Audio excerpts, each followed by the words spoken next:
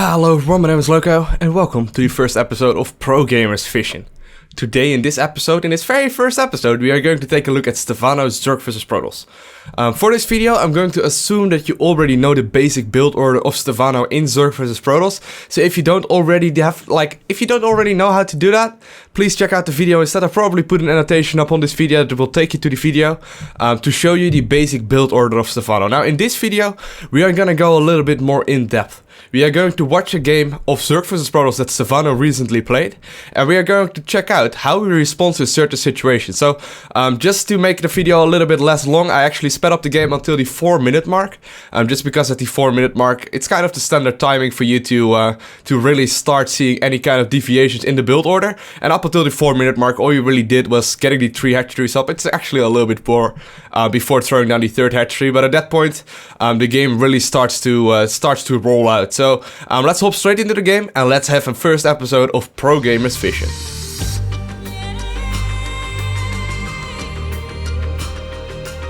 So here we are in an actual game between Stephano and Mana. I actually don't know if I already did this replay earlier. I haven't taken a look at it recently though, but here we go. This is just before the throwing down of the 3rd hatchery, and up until this point, it's basically completely standard play by the Zerg player. Now, we have to realize two things. We have to note two things at this point in the game. The overlord positions. The first overlord is actually at the natural of Mana, checking out all those buildings. Now he realized there was actually a forge, into a gateway, into a cannon and a pylon. Now that is completely standard play by a Protoss opponent, and up until this point he realizes that it's completely standard. Now he moves this overlord up until a position where he can actually check out those gas geysers. In a little bit he will actually fly this one down just a tad, so he can check out this gas geyser as well. The second overlord is being sent at this little edge right here. This overlord might be able to actually suicide into the base. Let me actually open up production and the overlay out there. This overlord has the possibility to fly in this base and check exactly what is going on if necessary. The third overlord is flying to the 3rd base of the Protoss opponent. That overlord may actually pause the game. That overlord is going to check out around the 9-minute mark and a little bit before that as well, to check out if there's going to be a 3rd nexus by Mana. Now, this basic concept is pretty much true on every single map. The first overlord is usually used to check for the 3rd and 4th gas geysers. The second overlord usually to fly in if necessary, and the 3rd is going to, he's basically going to fly that one to the 3rd base. So let's take a look at Stephano's vision and take a look what he is going to do. He's just going to be injecting for now, obviously, and up until this point, oh, apparently he's not working properly. Is he not moving the camera? There we go. Okay, apparently it was a little bit of a bug. Oh well, that shouldn't really matter at all. Yeah, right now it's just a little bit before the 6-minute mark, and he starts the double gas geysers, like he always does in Zerg vs Zerg. The 3rd queen is about to pop, and up until this point, he's just using the few Zerglings that he had, not to just sit back or take watchtowers or whatever. He has other 2 Zerglings for that, but he's going to actively scout with those 2 Zerglings if there's a probe hiding somewhere. Right now on the minimap, you can actually see what is going on, and he decides there's a little bit of aggression with a stalker out right now. How is he going to respond to this stalker? Well, turns out he's actually not responding to it at all. He's just using the few Zerglings to scout what is going on, and he's just going to keep producing more and more and more drones. As you can see, I know a lot of players out there will actually start creating a lot of units once they see a stalker move out. But up until this point, he's just making drones. He's not even responding to the stalker whatsoever. He is checking out with the overlords, with the standard fly-in timing, to see what is going on, and he realizes, yep, it is true, it is going to be a robotics facility right now for the Protoss opponent, and at this point he knows it can either be one of two things. It can either be an Immortal Sentry all-in, or it can be an expansion play, or it can be a little bit of pressure later on. And like I mentioned, the overlord at the 3rd base is going to fly in just a little bit to check on for the 3rd base timing of this Protoss opponent. Right now he's just getting all the stuff up that he always gets up, the macro hatchery, the evo chamber, everything that we had earlier is right now going down. And up until this point, you actually notice there was a little bit of aggression by the Protoss opponent. He actually decided to go for a little tiny bit of aggression, but Stephano figures, you know, if he's not gonna do anything right now, I can just simply drone up even harder, and I don't need to create 6 Zerglings to deal with 1 stalker. No, I can just make I can just make drones instead. I think that's one of the biggest things that you have to realize. Right now he's getting about 6 roaches, if I'm not mistaken, just for any kind of defensive play. And right there he's still checking the third base once again. 8.5 minute mark right now. And he's going to check the front with that one Zergling that he had. And he realizes there's a probe moving down to the third base right now. So at this point he can decide what is going on. He can most likely use the overlord at the third base to fly in and check out if there's a nexus going down. But whatever happens, he's still deciding to make units. As you can see right now on the production tab, he's creating 14 roaches in total. 14 roaches just because he saw these units move out. So apparently he's deciding to go for a lot of aggression. He wants to get a console on that third base if possible. Right now he's also actually morphing in an overseer just in case of DTs or just to scouting purposes. But up until this point he's just going to go for a lot of aggression. As you can see on the production tab, he's just creating units and just creating Zerglings. However, a little bit of a deviation right there. He realizes that Mana is a really good player and he's most likely not to do too much damage on this third base. And as you can see, he's already transitioning out of the aggression right now. Since he is the aggressor, he is forcing Mana to be defensive up until this point. Let's actually take a look at the everyone camp. Right now there's 2 immortals out and a bunch of sentries. Well, if Mana force fields properly, there really won't be much damage done at all. So what does Stephano do? Well, he starts a second evolution chamber, he starts 8 more drones, and he's going to start all these gas guys really soon. If I'm not mistaken, that's exactly what he should be doing, because he wants to transition into infestors. So let's go back to the Stephano vision and see if I'm right or not. There we go. He's actually taking the gas guys right away. Yeah, okay, so he's still being a little bit aggressive with the roach link that he already created, but he's not going to do too much with them. He's just killing rocks, not doing any kind of major pressure whatsoever. He's actually transitioning out of this quite necessary. Now, the reason why he made all those units early on is just to make sure that Mana isn't going to be aggressive himself, and if Mana decides to go for a lot of aggression, he might be able to deal with it much earlier. So here we go, he's actually going to move in a little bit, but he is scared of all those force fields that Mana is going to throw down. And as you can see, he's actually target firing the forge a little bit, but he decides to not pick that fight right there and simply just move back with his army and drone up even harder and take the fourth base right now. As you can see, he's actually starting the infestation pit a little while ago, and since he knows he can't really put on too much aggression, he's not going to create any more units. He's just going to create drones right now, making sure that he's fully saturated in all his bases, and he basically wants to go for a lot of infestors right now, getting as much gas up as humanly possible. And he's also going to start a bunch of overlords right now, just to make sure that he's not going to get supply blocked anytime soon. So there we go, he's just moving around those roaches really, just to keep the Protoss opponent on his toes, but he's really not doing too much with that. So I wouldn't really be focusing on that kind of stuff, but instead do a lot of damage. But here we go, he's actually going to create 28 Zerglings. Now let's take a look, why is he doing that? Normally when the Protoss actually plays like this, they do a little bit of a timing push between the 11 and 12-ish minute mark. And this is the reason why Stephano is doing this. As you can see, he made a bunch of units early on.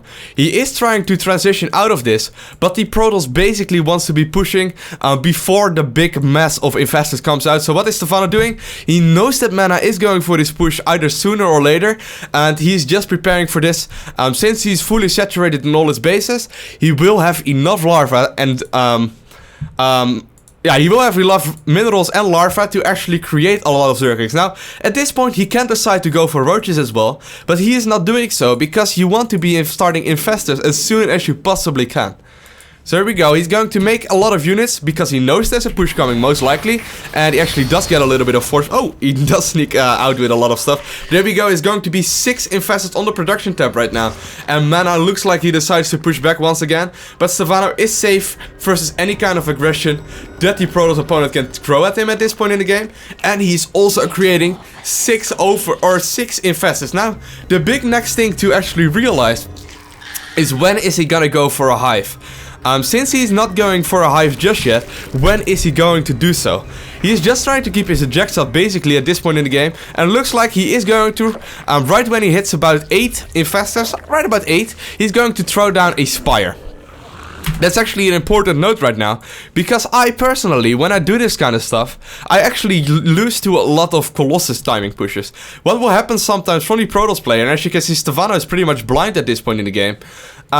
what will happen sometimes is that the Protoss player simply sits back on 3 bases, fakes a little bit of aggression like Mana was doing in this game, and then push out with like 4 Colossus that they actually saved up and didn't show you. So what StarCraft is doing, he's actually starting an Overseer right now, as well as a Spire right around the 12.5 minute mark, to be safer as any kind of Colossus timing pushes, which usually come, if I'm not mistaken, around the 14 minute mark, but you can't quote me on that though. So since he is flooding a lot of minerals right now, and since he's already creating a lot of Zerglings, he is going to start a bunch of spine crawlers right now, as well as scouting his opponents. So let's continue the game right now. There we go. He's just going to add some more spine crawlers, taking the fort gas, and he's actually going to check out if there's going to be any kind of high-tech units. He saw that there was still being production being done in the what is it called? In the what is it called even?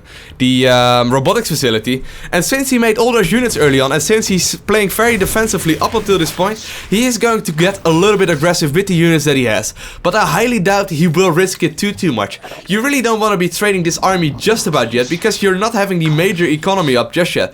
However, he does have the +2 or the +1/+1 finishing up right now, and he's going to start +2/+2 as quickly as he can. Now, the big thing that he wants to accomplish with this push is just to make sure that the Protoss doesn't take a fort base. He is back attacking up right now. As you can see a little bit earlier, the Hive was going down already, and he's really just making sure that the Protoss can't take a fort base at this point in the game. The biggest thing that he doesn't want to lose at this point though, the roaches can die, the Zerglings, well, you don't really want to lose those too much if you can't trade them effectively, but you definitely do not want to lose your infestors. Now, this sounds a little bit more obvious than it might be, but you really want to try your best to not lose those infestors. Like, those infestors aren't supposed to die, and as you can see, he's actually adding on more and more infestors up until this point. He didn't see any Colossus just yet. He's actually checking right now, as you can see, sacrificing a few Zerglings to check out if there's any kind of Colossus play. And he sees there's none of that. So how is he going to spend his gas? Since he didn't see the Colossus, he's actually not producing any kind of Corruptors. Instead, he's producing 6 more Infestors up until this point, and moving more and more Zerglings into the battle, or into the fight rather. Since he also realized there wasn't a fort base going on whatsoever for the Protoss opponent, he figured there's most likely gonna be a lot of aggression out by his opponent. So here we go, let's actually take a look and how this game is going to evolve once again. He's actually creating far more infestors than I would personally do. And that's actually a pretty cool thing that we can see in this game. StarCraft is not overreacting whatsoever. He's actually actively trying to figure out if there's any kind of Colossus in the game right now. He figures out, well, looks like there's none of that, and he actually sees the aggression coming in from the north right now. If you take a look on the minimap right now, he's most likely, he's going to uproot some of those spine crawlers and actually move those up, and he has all those infestors right now. Let's take a look 1 second before the big fight happens. Let's take a look at the hotkeys that StarCraft has right now.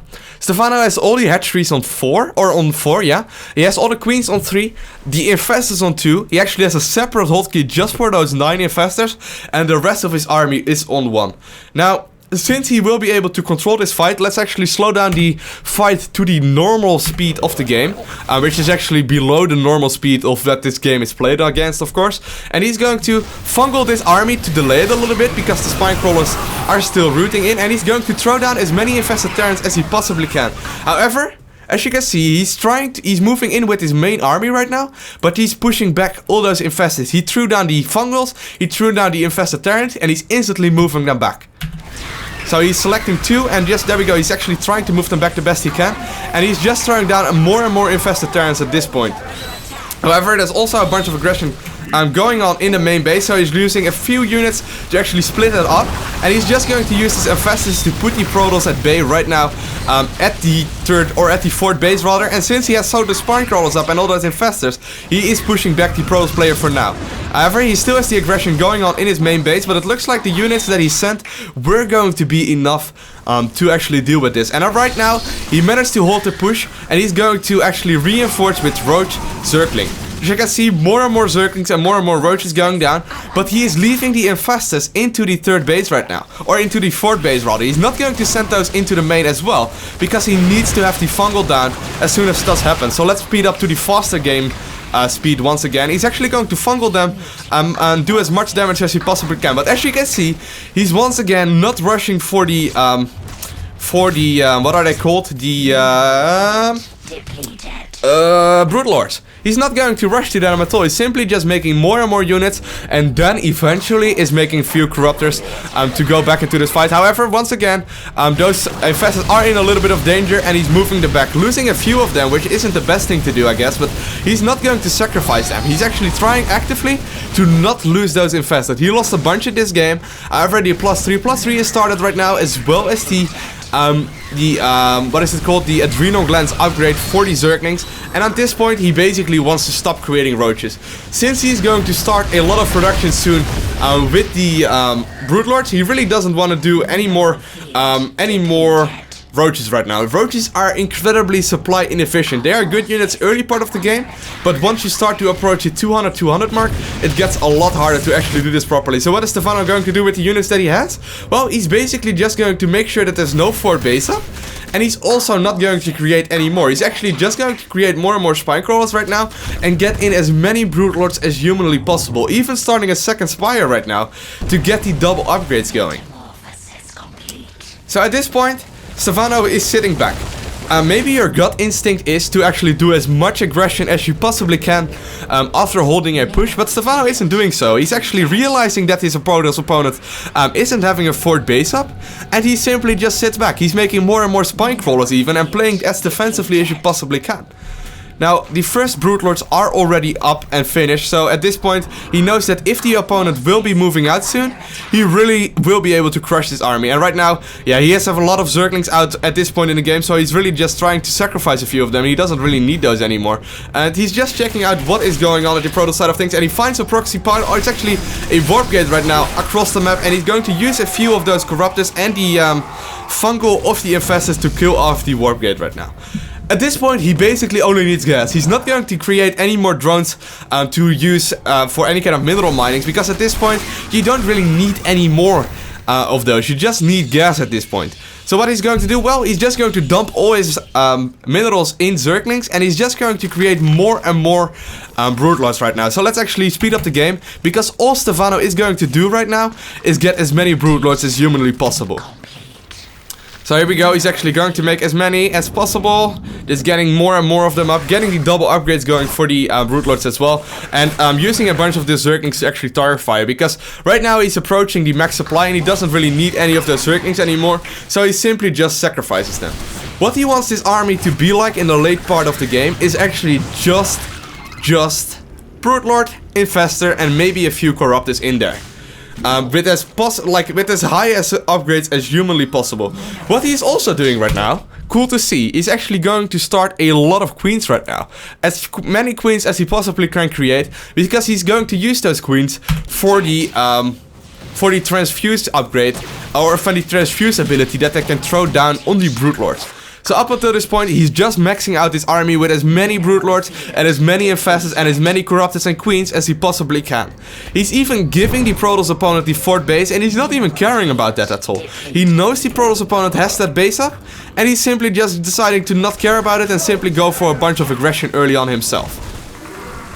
Or not go for any kind of aggression early on himself.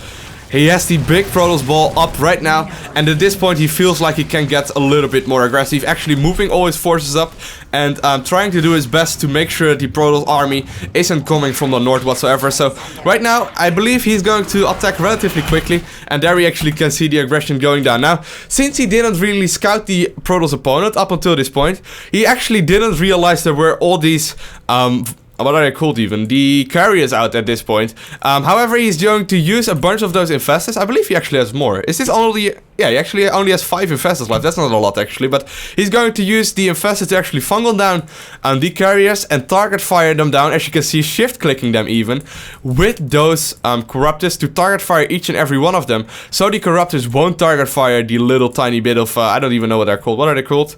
Interceptors apparently. So there we go. I don't actually know if it's gonna be enough, but it looks like it's going to be enough to deal with all these carriers. And there we go. We see more and more fungals going down, and the I believe, yeah, there we go. We see all the Broodlords moving a little bit up, trying to do as much damage as he can to all those units. And it does look like, well, there's a few Corruptors left.